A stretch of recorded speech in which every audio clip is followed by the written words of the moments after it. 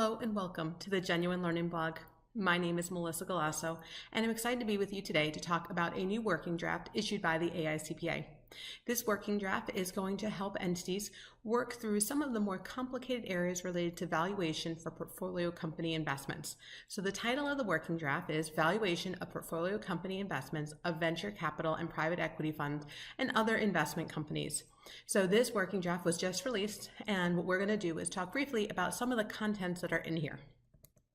So it was issued jointly by FINREC, the Financial Reporting Executive Committee of the AICPA, and the PEVC Task Force. They got together, and on May 15th, they issued this draft, and its comments are going to be on August 15th of 2018. So their goal is to take this. Now, they did say that there might be some wording issues or some the language, and they said, don't worry about that. We want you to check content. We're going to have editorial go through this in the future and make it sound nice.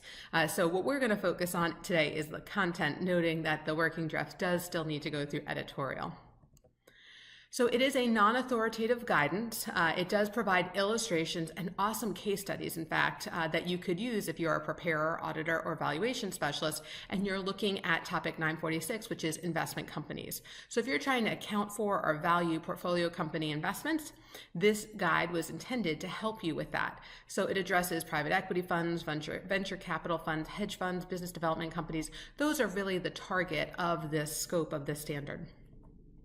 So it's going to address the accounting and valuation issues that have emerged over time. So basically, this is going to be our little go-to when it comes to some of the more common issues. We already have guidance on fair value. We already have a lot of guidance in the codification. But this is some real-world practical guidance on how to address some of the challenges when we have to do fair value, because sometimes it's not always obvious.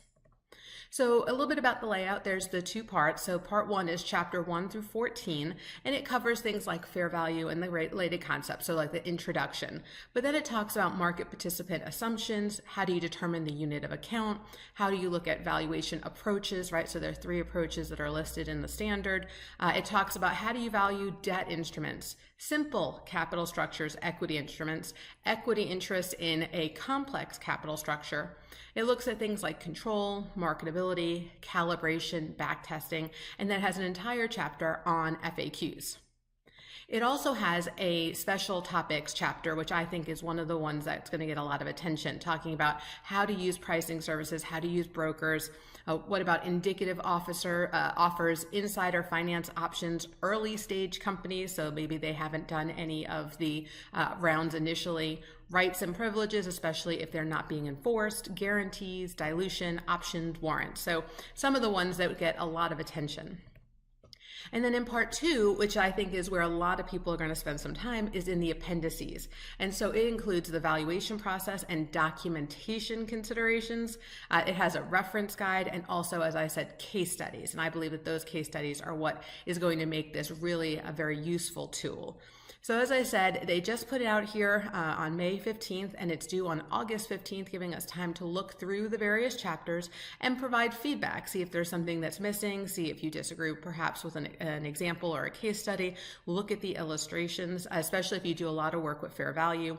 Fair value is growing. It's a very popular area in the use of accounting, right? We moved a lot away from the historical cost and more into fair value. So in this area, especially with the private equity, it's a lot harder to do than a publicly traded company where you can just go to a market. So this is going to help us for those private companies. So hopefully you'll take a look at this guide and provide the AICPA some feedback on the contents of it. With that, I want to thank you for joining me on the Genuine Learning Blog, and I hope to see you on a future blog. Have a great day, guys. Bye-bye.